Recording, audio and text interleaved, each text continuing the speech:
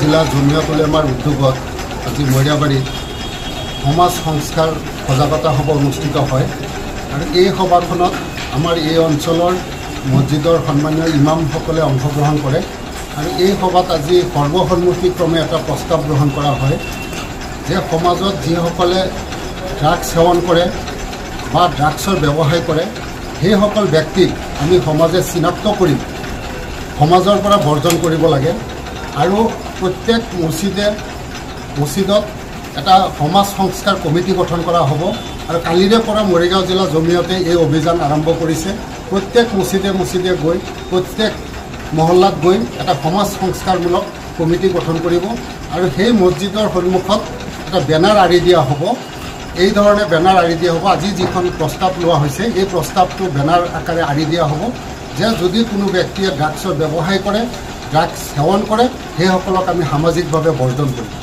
এই ধৰণৰ এটা কঠোৰ পদক্ষেপ ল'বলগীয়া হৈছে কাৰণ এইটো এটা সময়ৰ প্ৰতি লক্ষ্য ৰাখি এনে কঠোৰ পদক্ষেপ ল'বলগীয়া হৈছে কাৰণ ড্ৰাগছে আমাৰ সমাজখনক কোঙা কৰি পেলাইছে।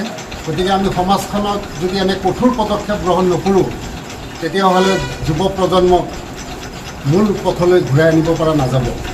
এই ঘূৰাই অনাৰ উদ্দেশ্য লৈ এনে এটা কঠোৰ পদক্ষেপ গ্ৰহণ কৰা হৈছে।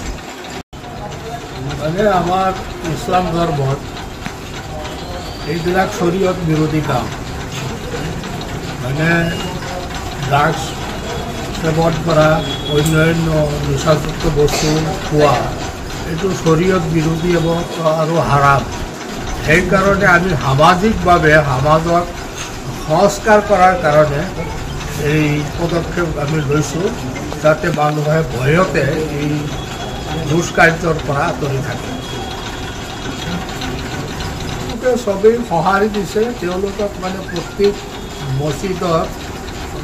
মছজিদৰ ইমাম চাব মছজিদৰ প্ৰেচিডেণ্ট ছেক্ৰেটাৰীক মাতা হৈছিল যাতে এনেকুৱা অভিযান বা সজাগতা প্ৰত্যেক মছজিদ কেন্দ্ৰিক এটা সমাজ সংস্কাৰ কমিটি কৰি তেওঁলোকে যাতে মছজিদত যিমান এৰিয়া আছে সেই এৰিয়াখিনিত ঘৰে ঘৰে গৈ যাতে ড্ৰাগছ নিচাযুক্ত বস্তু অন্যান্য দুৰ্নীতি কামবিলাক হৈ আছে তেওঁলোকক মানে বুজাই পৰাই বা ঘৰ বৈ দেখাই দমন কৰা হয়। তেনেকুৱা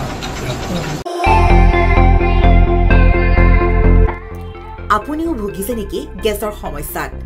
গেছ আৰু লিভাৰ ৰিলেটেড সকলো সমস্যাৰ একমাত্ৰ সমাধান গেষ্ট্ৰচিটি।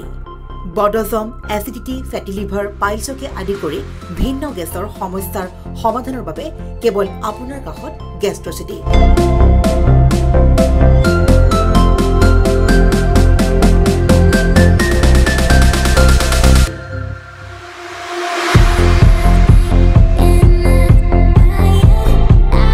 ভিজিট কৰক গেষ্ট্ৰচিটি, গুৱাহাটী, হাতীগাঁও চাৰিআলি। যোগাযোগ নম্বৰ 7577999909।